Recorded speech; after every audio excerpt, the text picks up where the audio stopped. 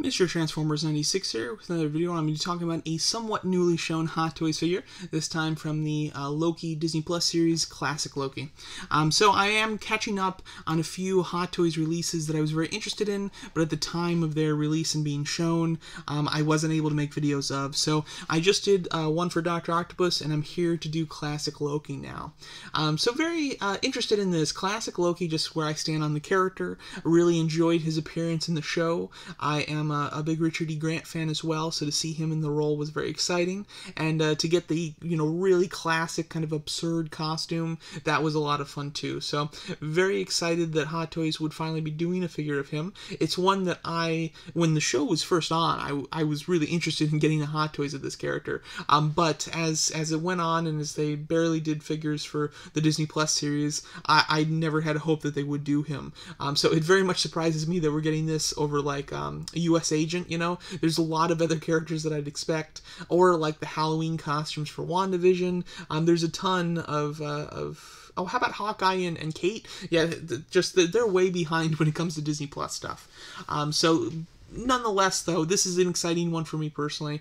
Not only do I like the character, but I think that this figure comes with a bunch of really interesting and cool accessories, one of them being a bit scandalous that's no longer being released with the figure, but we'll go over that in a minute here.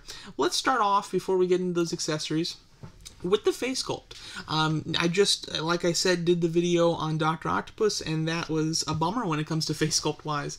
However, with this one, Hot Toys nailed it, and that's very exciting, especially since he comes with two different styles of face sculpts. I feel like lately Hot Toys is very hit or miss when it comes to their head sculpts on at least these pre-order pictures, and to get one that's just definitively great is awesome. And that's what we have here, in my opinion. He comes with a stern, serious sculpt, and then he comes with the evil kind of smirk, or full-out smile. It's no smirk, and I think that they both are tremendous, spot on both accounts. I think that they really capture Richard E. Grant's facial, not only expression, but the likeness in general. So I think that they did a wonderful job, and I'm very pleased with how it turned out overall. The costume itself, let's, I guess this fits for costume. So, of course, he has like a whole wrapping around his head of the latex or the cloth material that then the helmet goes on top of. The helmet itself, I think, is painted really nicely. He has two different versions of the helmet. Only one is wearable, though, so this is your only, style of look. Let's see if we can get a closer-up shot.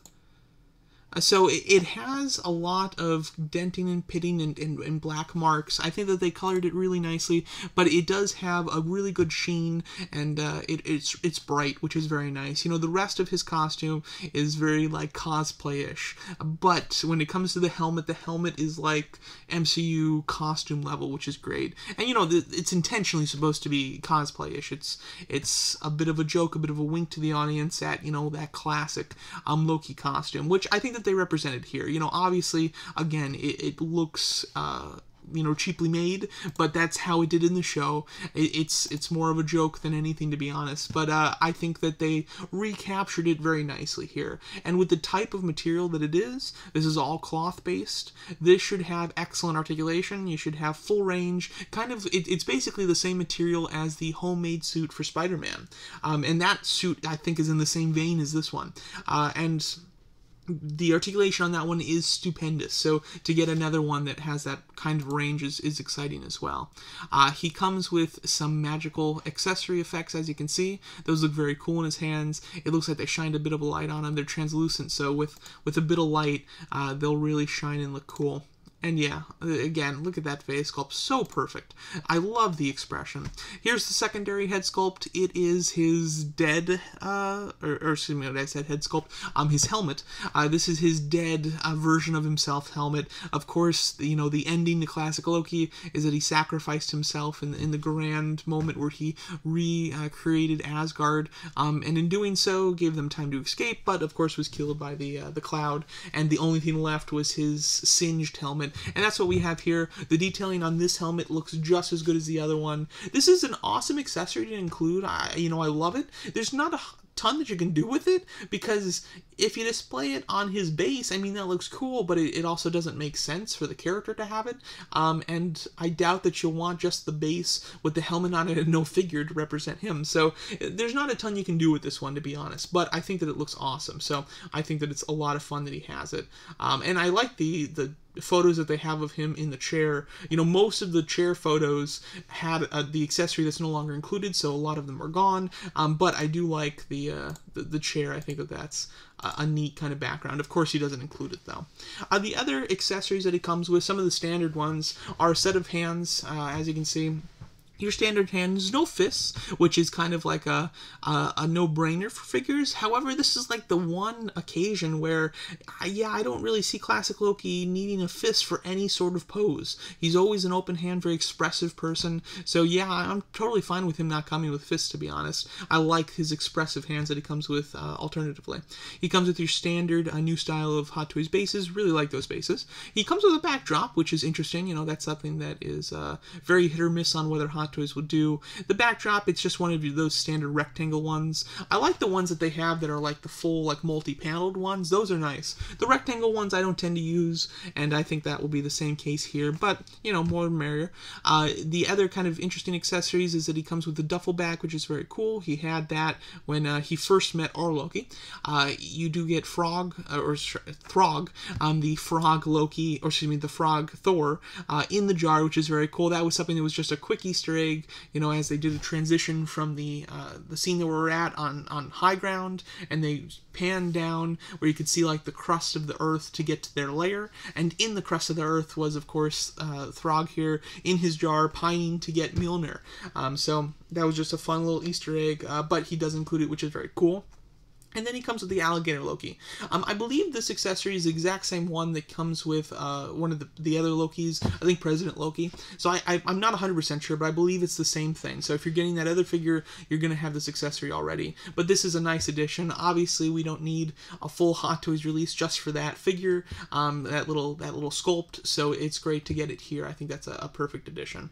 And then you do get two head sculpts with them again, the stern one and the big smiling one, both of which are just as good when it comes to sculpt-wise. However, I think it's going to be hard not to display him with the huge smile. You know, that's just perfect.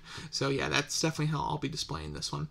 The other accessory that he's no longer including, or no longer is included with him, is the Chalice. It's the cup. So this is an accessory that they had shown. They put him on pre-order with it, and then I believe Disney decided, or put a stop to that they were no longer able to include that accessory with him, which is super disappointing and doesn't make any sense at all. Obviously, their worry is that it insinuates that he's drinking alcohol, and when it comes to just figure and merchandise, they don't want to represent that, which I think is ridiculous personally, especially since he doesn't, like, it's just the cup here. Like, he could literally be drinking anything from it. It's not like one thing, if Jack Sparrow comes with a bottle of rum, I could see maybe them not wanting him to have that. But the Chalice that he could be drinking anything from, I think is a little ridiculous to not allow them to include, especially since it's a really cool looking accessory, great detail, and it has some great paint on it as well. There's a good chance I would have displayed him with that accessory. So that's a big loss, and that's just something that's very disappointing, and it's just for a stupid reason. Now, luckily, Disney still allows guns with their figures, although that seems to be something that DC has no longer allowed. If you see their newest Peacemaker release, the gun is permanently holstered in that figure. I do not believe it's removable. There's not a single picture of it removed, nor is it listed in his accessories. So that's something that I think is really annoying too. And also maybe they should take a look at what's the market for the items, because a small $10 figure at the store or a collectible figure that's $300, you can kind of see who's buying this, what the audience is, and maybe it's okay if the figure has something that represents alcohol, even though in this case it really doesn't, in my opinion. But that's just how I feel about it. It's disappointing. I think it would have been a really cool accessory to have. The pre-order details for him, he comes out between April and September, so that's not a bad release. It's about a year and a quarter, year and a couple months. The The price is $285, which is kind of what you're at now as the standard. You know, I'd say around $270 to $285 is the standard figure price, with the double head sculpts and the decent amount of accessories making up for the lack of intricate detail on the costume. I think that the price is okay for that.